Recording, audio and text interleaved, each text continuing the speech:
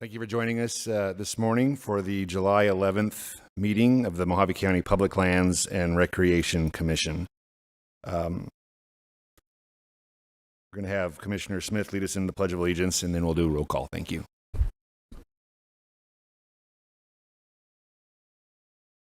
pledge allegiance to the flag of the United States of America and to the republic for which it stands, one nation, under God, indivisible, with liberty and justice for all.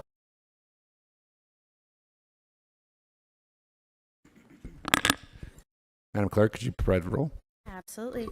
Chairman Lingenfelter. Here. Commissioner Barlow. Here. Commissioner Smith. Commissioner Diaz. Commissioner Martin. Here. Commissioner Strecker. Here. And Director Letowski. Terrific. Well, thank you all for joining us here, either whether you're watching online or if you're here in person. We appreciate you taking time to join us this morning. The first order of business, I think that was requested by you, Commissioner Martin, to have a presentation. Was that you on solar and wind energy projects? Yes. From the providers? Yes. What I wanted to do was I wanted to bring forward to the group information that was sent to me about the solar and these different projects. I haven't received the information I had requested, though. So at this point, I don't have anything else to offer at this point. Okay, well, we do have on the agenda, MEC is here to talk about their solar and wind. If you guys want to come up and just maybe give a brief overview of what you have and what you're planning in the future for wind and solar.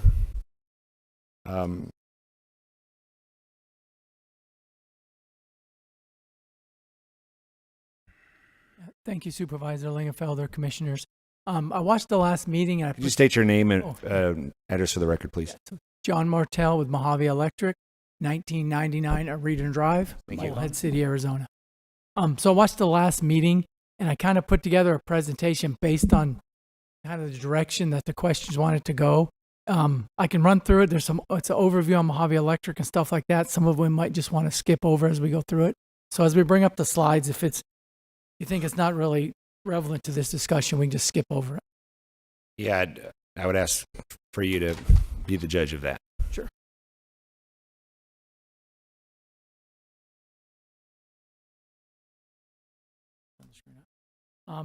So this is really just an overview of Mojave Electric. We don't need this piece. A little bit to the discussion is, I think you're talking about these public lands where they're talking about putting all this different solar and wind. We wanted to just differentiate the distribution versus the transmission system. So a lot of our solar is tied to our distribution system, which is different than what these people putting on the public lands are talking to. They're talking about tying to transmission systems, essentially these high voltage transmission systems that are used to transmit power kind of long distances really across the state of Arizona. Ours is not any public lands. It's all on private lands. It's all tied to our distribution system. So I think as you go forward, you're going to see there's a big difference between these big scale transmission solar projects on transmission lines versus the distribution system. Here's our service territory. Just so as you guys know, a lot of our members are over in the Bullhead City, Mojave Valley area. We have 80% of our service territory is over here on the Kingman area, but it's only about 10% of our meter load. So we have a vast amount of territory over here, but not a lot of load.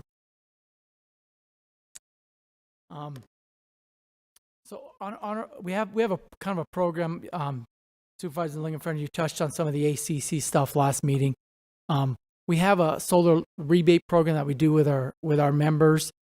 Currently, there's just over 2,100 different entities that have solar either on their roof through either business or residential. It's about 24 megawatts total.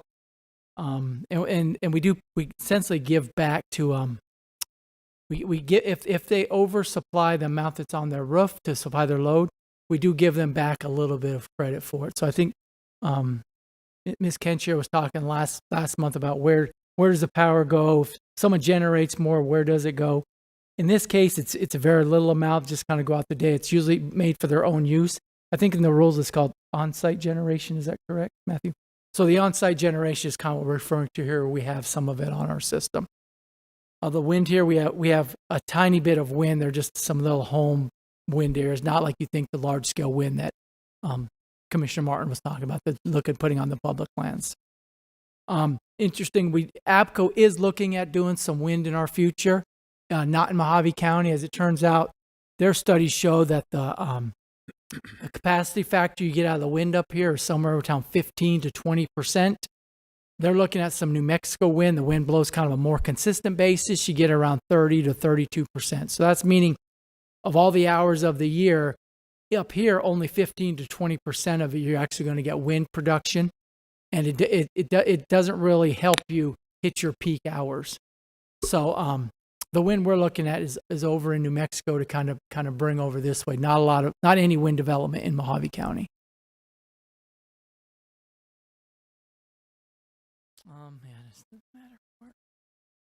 I know last meeting also, Supervisor Lingenfelder, you talked about the ACC kind of doing away with the REST programs and stuff. Just to clarify on the record, the co-ops have always been exempt from the REST rules. They're the investor-owned utilities, Unisource, TEP, some of those have the REST requirements. Mojave Electric doesn't necessarily have a REST requirement. We have a goal that we've set with the ACC. Our 2025 goal is going to be 5% of our KW8 sales. In actuality, we have about 15% of our resources come from renewables. So as you can see, we're ahead of our goal already. And a lot of those are not done on the mandates, the state force mandates and others. Ours are really done on cost effectiveness. When they make sense, we put them on our system. We don't just go to the arbitrary number of, hey, we want to be X amount green because it's the new thing to do. We try to do what's right for our members in a cost basis. Just showing our peak load is just increasing all the time, so we're always wanting to have resources. Of note, on this last Sunday, we hit 248, so it's the highest we've hit so far. We're expected to hit another 7 megawatts of load, so 2024 should be our all-time peak for Mojave Electric, 255 megawatts.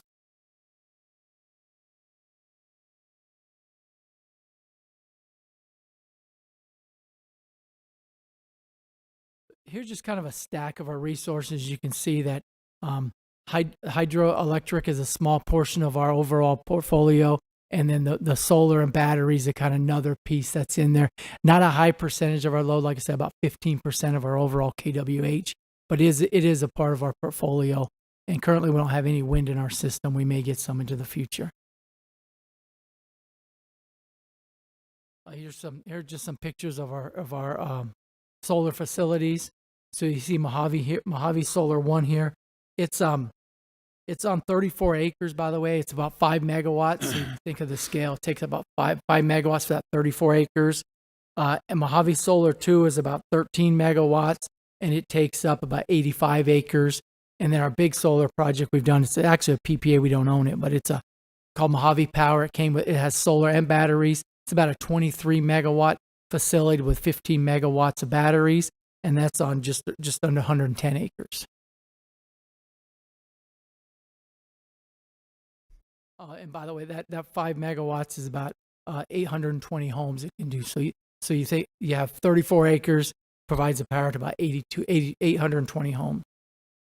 Our 85 acres, about a little under 3,200 homes. And then our 110 acres is about a little over 4,500 homes, just to give some information or magnitude of the scale. So then our battery system, we're putting in a battery energy storage systems currently should be coming online in the next month. That's going to be a 15 megawatt, 60 megawatt hour battery, and that took up about 3/4 of an acre. So you can see the difference. Solar also takes up a lot more area to get a lot less megawatts out of it. And then for future plans, we have a 25 megawatt solar, 25 megawatt battery project. That's a portion of a bigger project. As we said before, we do it all kind of a cost effectiveness. And APCO, our generation transmission provider, is building a larger scale solar facility down in Cochise County, about just under 250 megawatt facility. So we're taking a portion of that, and then we're going to transmit that power up here. So we don't have large scale projects up here. We do have the plans for 2 different 5 megawatt solar, 5 megawatt battery projects on our eastern service territory coming up in the next couple of years. So we will be looking to put a little bit of solar and battery kind of over on our eastern system for kind of not only to supply the load to our members, but also the cost effectiveness and the reliability backup of batteries on the system. And that's the CAM presentation I had on for questions or if Great, I thank you. answer what you need. Questions from the commissioners? Chairman Linkfelder. Yeah, how many acres of solar panels does it take to keep the batteries charged So per megawatt? Let's see if I can answer that. So essentially, our 5 megawatt field's about 35 acres, and essentially you could put during the sunlight hours, you could put that 5 megawatts an hour into the battery. So we could, on a good day, we could just about charge our full batteries on that 35 to 50 acres on our batteries. So it's a little tricky, your question, though, because our batteries are tied to the grid, and they're not necessarily tied directly to the solar. So you could charge them on a cloudy day or something. We could charge them from the electrical system as well. Okay, thank you. Any other questions from our commissioners? Yeah, I have some questions. Commissioner Diaz. Hello, thank you for coming today. I do have I have mixed feelings about all this solar taking up, the land and being out there in our county. But Touchstone, where are they located? Is that your corporate owner, Touchstone? Arizona Electric Power essentially they're not necessarily an owner. Mojave Electric is member owned by all of our members here, and Mojave Electric is a member owner of Arizona Electric Power, which is down in southern Arizona. Unisource in Lake Havasu is owned by a Canadian conglomerate. So Yeah. who's pulling the strings with your company? Someone is. The members. So we're owned by the Arizona Electric Power is owned by distribution cooperatives. Mojave Electric is owned by the members we serve, the 44,000 members we serve. So did you guys request from the corporate commission last year a rate increase due to these green energy mandates? No. You did not. We went in 2022, we went to the Corporation Commission. We actually lowered our energy rates and we increased our customer charge just a little bit. Through the corporate commission. The Corporation Commission, they set all of our rates. We have to go to the Corporation Commission to change yes. the rates. So, because it always head scratching to me that we never talk about mini nuclear, which is very clean, doesn't destroy all the land out in the desert. I don't know if you ever stood in front of one of these solar panels, but out there you'd fry yourself in about 10 seconds. It just seems that we I don't see that. The gentleman asked a great question. How much land are you taking to do these different solar things? And I just don't see the complete benefit for the overall citizens of the city of the county. But and I think a lot of these mandates are being mandated from the corporate down, and then the regular ratepayers are getting affected in a negative way about it, because that's just my personal opinion. But I just think we should look at mini nuclear, very clean, very efficient, and would power a lot more than taking up a bunch of acres in land with very bad looking solar panels. But that's just my personal opinion. Oh, Commissioner Diaz, I totally agree with you on the nuclear front. It's years away still. All the small scale nuclear I've seen is at least 5 or 10 years kind of farther away in the development, and the cost of it is running out of control. What's the lifespan on these solar panels that you put out in the desert in 120 degree heat? They say 30 years. I don't know. Okay. Thank you. Thank you. Anybody that wants to learn more about those small modular reactors, I think the state of Utah is actually doing a project Exactly. up there. So, Commissioner Martin.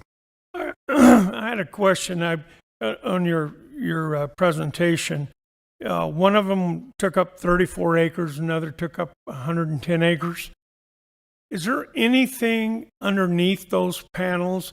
It looks pretty sterile underneath. And like Mr. Diaz said, it's pretty hot underneath those things. Is there anything that lives underneath them that they found in the past?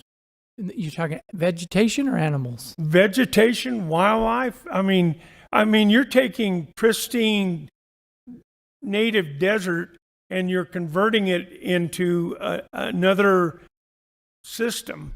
And my question is, when you convert these massive amounts of acres, is there anything able to survive underneath those things? I've seen solar fields where they have sheep that graze underneath them. So I think sheep can live under some of them. Ours is a desert. I mean, to me, it looks just like the desert next to it. I don't know what lives under there, but just to be clear, we're not building on the public. We're not taking up a ton of land. Ours is all done on private property, and only when it's cost effective for our members. So these projects, Solar 1, Solar 2, were private property? Yes, so they're all private property. Completely private property. You got it. You guys aren't doing anything on any public lands? No, nope, zero. Thank you. My only question for you, does MEC purchase any property from these very large scale utility scale projects that are on public lands? Does Just any MEC partake in output? any of that power You purchase? don't have any long-term PPAs with any of them. When you buy power market on the grid, sometimes it's hard to say where it's pushing from. So I'm a very technical guy, so I hate to say we never buy anything from them because we wouldn't know. We don't have any PPAs with them, any agreements with any of these long-term solar providers. All the ones, to be frank, all the ones that have come to me have been more expensive than we can build it ourselves. So we haven't touched any of those. Right. Most people don't understand that power doesn't care how it's produced, and once it's on the grid, it's on the grid. So I think to do whatever is best in the consumer's interest is the best thing to do. But thank you for your presentation. We're going to move on to number 5 on our agenda. It's discussion and comments regarding project. It should say P-15333-000, notice of preliminary permit application accepted by the Federal Energy Regulatory Commission for feasibility study of Red Lake pumped storage project proposed by Gravity Storage LLC. Is someone presenting on this today? Matthew? Yeah, Chairman Lingenfelter, I'd be happy to give a little bit that I do know. So yeah, what it is a proposed energy project. The basis of it is the proposal is to build 2 separate reservoirs, an upper one and a lower one, and then they would pump the water down or let the water flow from the upper reservoir down to the lower reservoir, and through the system of dams generate electricity, and then essentially use some of that electricity to pump the water back up to the upper reservoir, and then distribute and sell the excess power after that. The permit that the county received doesn't give a lot of details about it, other than they're submitting this application to kind of begin the process. And so, unfortunately, that's about all of the information that I have at the moment. Certainly, there are concerns with where that water is coming from, and how much of that is going to be lost due to evaporation as it goes through that process. But that is what we know at this time. Director Latowski, do you have anything to add to that? First, let me add a little bit to what Matthew said, and then you actually did a memo from a technical standpoint to talk about some of the water loss through evaporation, things like that, and maybe you could touch on some of that for the general public as well. But what we do know, so the County of Mojave received a notice from the Federal Energy Regulatory Corporation, or Commission, excuse me, for this proposed Red Lake pump storage project on June 12th. And what they're proposing, from all of the information that we have found, it's in the same area as, the corporate farms from overseas, and California moved in, and then there was another group that tried to do hydrogen fuels production in the same area out of Red Lake. We defeated that. from a land use perspective. And then this appears, from what we have, the information that we have, to be two 24,000 acre foot reservoirs that they would pump water back and forth to generate power. And obviously, we think that that power would be shipped out, exported, not used locally. It doesn't say the notice or any of the materials that the county has found so far does not say what the source of water would be. But the application does say and mention, I think it was Matthew had shown a copy of the picture, the photo that they had included in their application, that they note a number of wells, new wells, and some very large tunnels and a piping system. So it leads the county to believe at this point in time that they would source the water from the Wallapai Valley groundwater basin, which, if you've been paying attention, that basin is deemed to be at risk. The Arizona Department of Water Resources, they designated that Wallapai Valley groundwater basin as an irrigation non-expansion area in December of 2022. They did that because of this influx of Saudi Arabian, UAE, California farms that came in, and they've purchased, from the county's numbers, about 78,000 acres collectively. The INA was established in December of 2022 at about 14,000 acres actively being cultivated. So you can imagine the water that would be used if we didn't get that INA. That was the first INA in 40 years that was established in Arizona since the Harquahala Basin was established as an INA in 1982. And that is being appealed. So we don't know exactly what's going to happen with that. The county is still in advocacy with the city of Kingman and many others across the state in rural areas to try to get some new tools for rural areas to just be smart about their groundwater. So that's what we know. My office, the District 1 office, has reached out to FERC and to the BLM. I know that the county manager's office has done the same. I know that some of our staff, development services and public works, have been working diligently trying to get more information. I actually even believe that the county manager's office reached out to the company that proposed, Gravity Storage LLC. And to this point, I've been checking my emails multiple times every day. We haven't received any additional information. I don't think staff has received additional information. County manager's office hasn't received additional information. So you would think that FERC, as a public agency, a federal public agency, would be in contact, with a political subdivision of the state of Arizona. We haven't heard anything yet. So with that, Director Latosky provided a technical memo. Do you want to just sort of elaborate on that and touch on that? Certainly. Chairman Lingenfelter, Commissioners, this concerns a closed-loop pump storage hydroelectric power facility where a man-made upper basin will gravity feed to a man-made lower basin and speak into the mic a little bit more, thank you. And facilitate hydropower electric generation. The lower basin water would then be pumped using part of the hydropower electric generation to the upper basin. The process is about 80% efficient with the pumping. Staff, notably myself, looked into the effects of this particular project on water resources.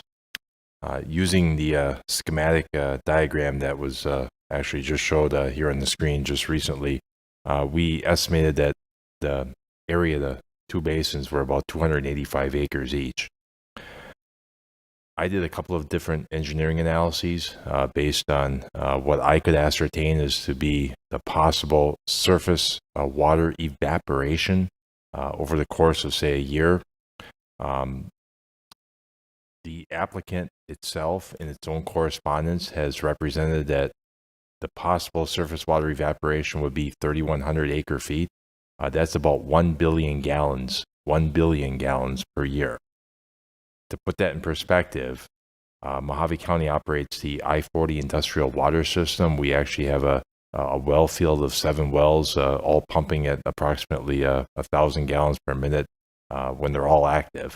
That is about what we pump annually out of the I-40 industrial water system. So it is really on the scale of a water system. So getting back to my analysis, so the applicant's on board with representing 3,100 acre feet. I don't have a background or a basis for how they derived that number. I did a couple of analyses. One, I did do some technical research into Lake Mead. There has been extensive computer modeling in terms of how Lake Mead surface evaporation behaves, and scaling it down to this particular project, I landed on approximately 3,800 acre feet, based on what has been represented with Lake Mead. I did do a more technical analysis just based on empirical equations, and as an engineer, I do prefer computer modeling, more extensive, detailed modeling than just throwing an empirical equation at it. But my empirical analysis landed on actually a significantly higher number, a number approaching about 15,000 acre feet per year. But again, that is subject to potential error in the sense of I'm making substantial assumptions relative to what could be actually these reservoirs, these man-made reservoirs consisting of. That's my summary. Great, thank you. The county has reached out. We haven't heard back yet. We are going to be reaching out to our federal representatives, Congressman Gosar's office, and others, because there is a public comment window open right now, and I'm going to read something into the record from the notice received by the county from the Federal Energy Regulatory Commission, and it reads, please file comments using the Federal Energy Regulatory Commission's e-filing system at https ferconline.ferc.gov. We'll make sure that this information gets out, maybe through the public information officer. There's a number of websites here. Commenters can submit comments up to 6,000 characters without prior registration using the e-comment system. You must include your name and contact information at the end of your comments. For assistance, please contact FERC online support at 866-208-3676 or 202-502-8659. In lieu of electronic filing, you may submit a paper copy of your comments. Submissions sent via the U.S. Postal Service must be addressed to Kimberly D. Bose, B-O-S-E, Secretary, Federal Energy Regulatory Commission, 888 First Street, Northeast, Room 1A, Washington, D.C., 20426. Submissions sent via any other carrier must be addressed to Kimberly D. Bose, Secretary, Federal Energy Regulatory Commission, 12225 Wilkins Avenue, Rockville, Maryland, 20852. The first page of any filing should include docket number P-15333-000. And for all of the citizens that are watching, Mojave County will be submitting official opposition comments, and we do hope that the city of Kingman will be doing the same. Any questions from the commissioners? Commissioner Diaz.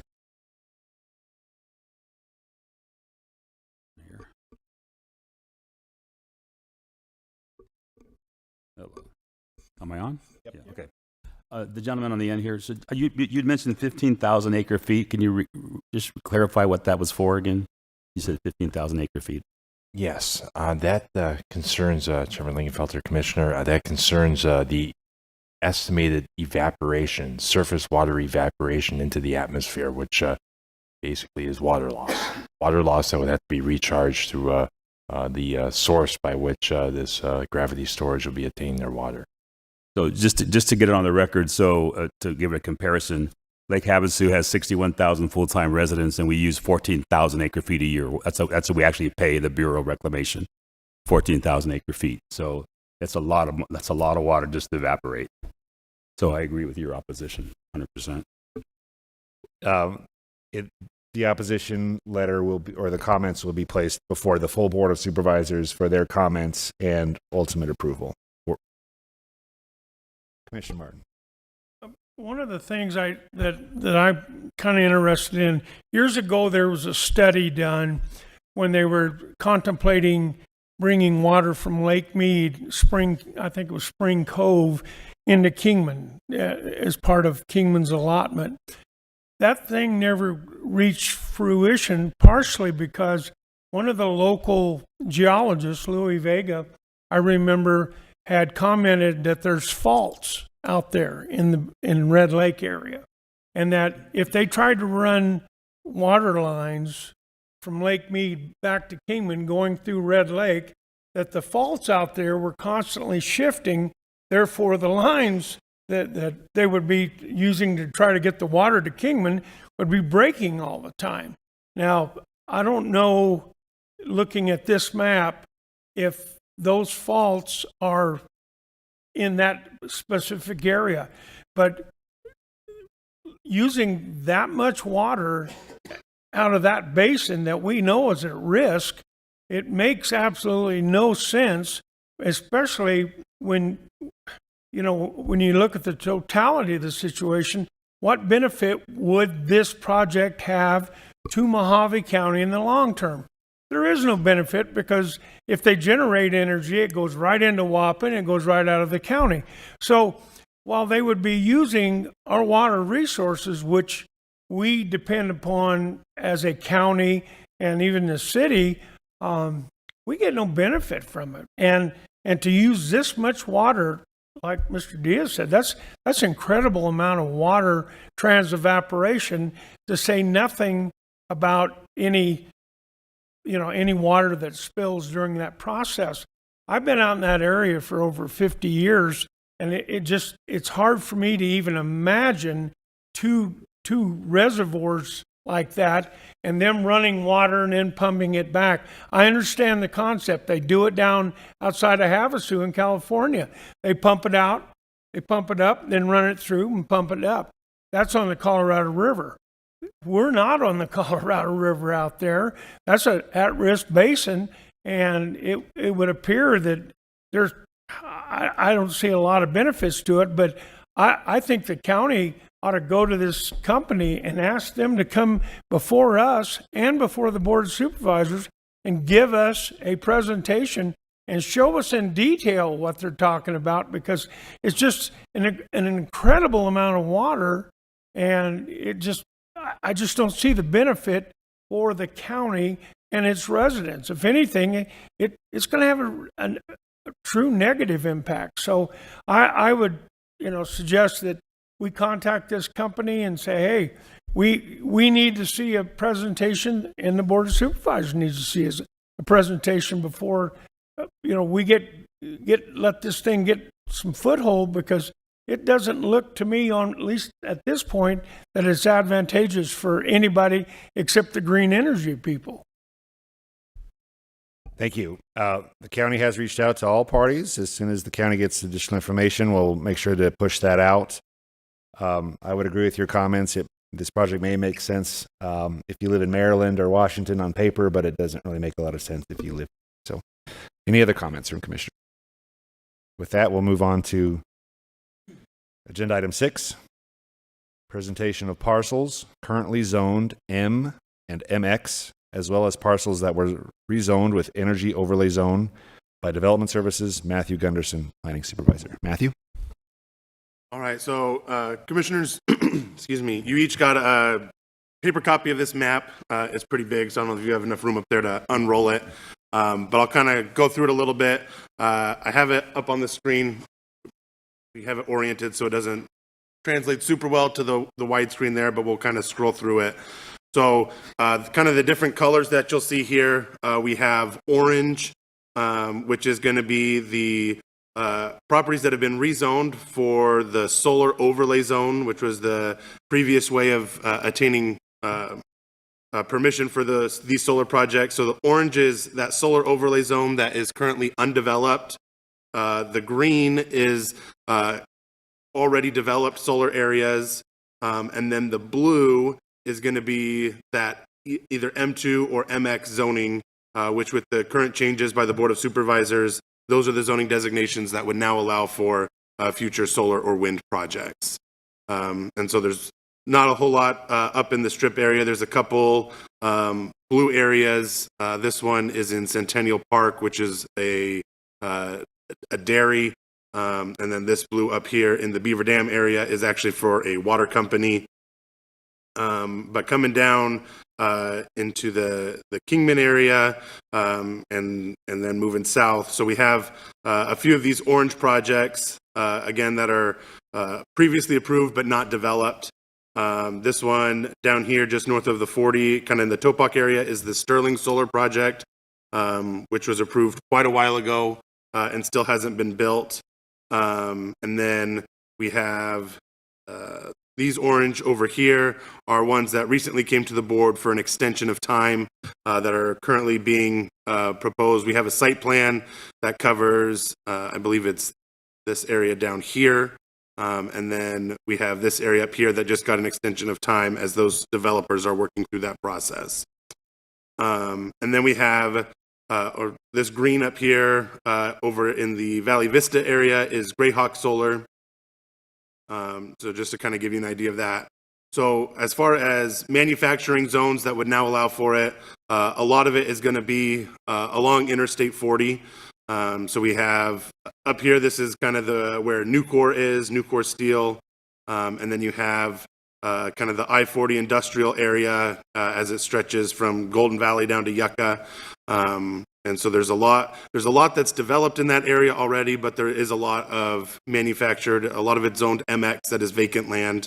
But we've seen quite a bit of development in this area recently with new buildings going up. And then kind of in that Sterling Solar Project area, so Sterling Solar kind of extends down to the railroad tracks, and then there's a large area that's currently vacant, kind of between I-40 and those railroad tracks. And then again, there's little bits and pieces. Back quite a while ago, in order to have a utility facility, whether that was water or sewer, required either M2 or MX zoning. And so we have a handful of kind of scattered M2 or MX zones throughout the county. Most of those are owned by water companies where they have well sites and kind of transmission for water systems. But they do have that zoning that could potentially be used for either wind or solar moving forward. So with that, I mean, I can scroll through that's kind of a general overview. If you have specific questions, I would be happy to answer them, or I can go into more detail about some of the specific areas. But that's kind of what this was at the request of the commission from your last meeting. Matthew, I'm going to ask just as sort of a foundation, can you just give just a really brief overview of those that maybe haven't been paying attention, that we've now at the county, we've switched or transitioned to these energy overlay zones to only allowing them in? Yeah, so previously the kind of the old way of doing things for solar projects is you had to apply for this energy overlay zone. That overlay zone was able to be applied to most of the zoning designations in the county. So a lot of the ones that we saw come in are properties that are zoned agricultural residential. That's by far the most common zoning designation throughout the county. I mean, we have large 40-acre or larger parcels in rural parts of the county. And so because you could apply that solar overlay zone to that agricultural residential zone, that's going to be the cheapest land to purchase. And so that's where we saw a lot of it going. And so with the changes, we're trying to funnel these developments into areas that make more sense, including the industrial parts of the county. So now, instead of going through that energy overlay zone process, these projects are allowed by right in the M2 and MX zone. So if you already have that zoning designation, you can go ahead and go through the development process, site plan review, and build that out. Or if you have a property that doesn't have either of those zoning designations and you wanted to use that for solar or wind, you would have to go ahead and rezone that to a manufacturing zone in order to do that. And then that goes to the Board of Supervisors for their approval. And we have to look at the surrounding zoning and things like that to try and avoid these large-scale solar projects going right up against residential areas. It's a much more comprehensive process now as well. The Board of Supervisors just made those changes. Are you able, sort of on the fly, to talk about maybe some of the additional steps or do you not have that in front of you? If you have it, that'd be great. Yeah, I could talk about that. So one of the things we did was we clarified kind of what's required through that site plan process for solar projects. So one of the changes is before the setbacks from any solar facility, whether that's the panels or the battery storage, were just kind of defaulted to the underlying zoning designation. So for instance, if it was AR, agricultural residential, those setbacks are going to be 15 feet from the front and rear property lines, 5 feet on the sides. And so now it still defaults to the manufacturing zones unless it's adjacent to a residential property. Then we have a 100-foot setback. So you can't put any solar panels, any wind turbines, or any battery storage within 100 feet of a property that's zoned residentially. So that way, even if you have one of these M2 or MX zones, you can put your project there, but if you're adjacent to a residential project, you've got to kind of move it away from there, from those property lines. So that's one of the biggest things. We're also requiring statements from the engineer on the amount of water usage for the project. And we clarified just a lot of those things that are required when they submit the site plan so that we have better information about these projects moving forward, what they plan on doing with the energy, whether that's connecting and distributing locally or the kind of the route of the transmission lines that they're going to need to use if they are going to be adding transmission lines for the project for distribution elsewhere. Am I mistaken? Is there not a requirement to, I seem to remember it was either a half mile or a mile away from residential properties? So that was for, the original proposal was to still allow special use permits for some of those residentially zoned properties, but they had, in order to apply for that special use permit, you had to be, the first way it was presented was 1 mile, then working through the Planning and Zoning Commission, that was dropped down to a 1/4 mile from any existing residence. But when that went to the Board of Supervisors, we took that special use permit away entirely. So now it's only in the M2 and MX zones. That's right. Any questions from commissioners? No. Thank you for your presentation. All right, that leads us to item number 7 on our agenda, commissioner comments and requests for agenda items for next meeting. I'll go right down the line. Commissioner Strecker. No. Commissioner Martin. Commissioner Diaz. I'm good. Commissioner Smith.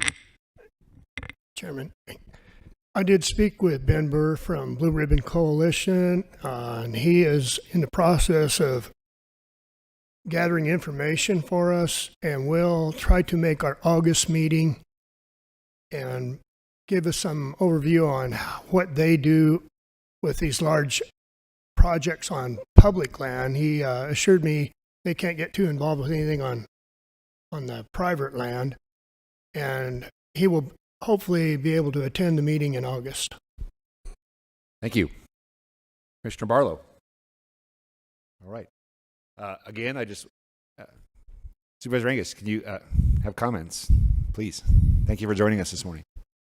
Can you please repeat the action we asked from the public for the gravity storage project?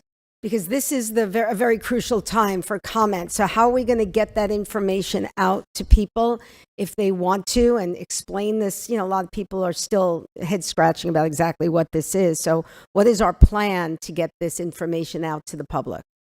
I appreciate that question. I am going to work with our county manager, Sam Elters, and get our public information office. That's really their job, to put out information publicly for these types of big things. And so I think we need to do a press release on that, and we're going to ask for that and to ship all this information out so that people know. If you go on to the FERC website, I've posted it on my social media. I know a lot of other people have, to just try to get the word out, but we do need an official public information notice for the citizens. So we'll make sure to get that out. Thank you for that.